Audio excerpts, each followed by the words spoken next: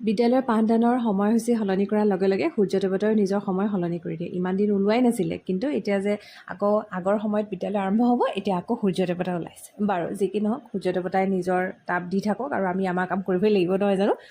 সমগ্ৰ ভাৰততে স্বাধীনতা দিৱস উপলক্ষে বিভিন্ন ধৰণৰ কাৰ্যসূচী হাতত লোৱা হৈছে আৰু আমাৰ বিদ্যালয়তো আজি ছাত্ৰ ছাত্ৰীসকলে ছবি আঁকিলে।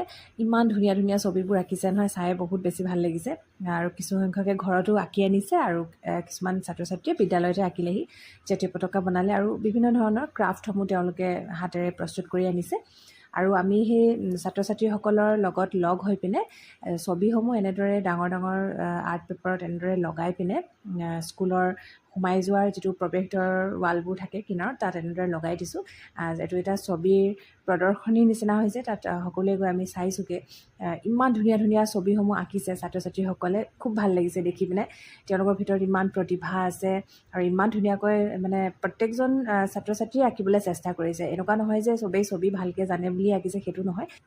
অংকুৰ শ্ৰেণীৰ পৰা দশম শ্ৰেণীলৈকে সকলো ছাত্ৰ ছাত্ৰীয়ে ধুনীয়া ধুনীয়া ছবি আঁকিছে।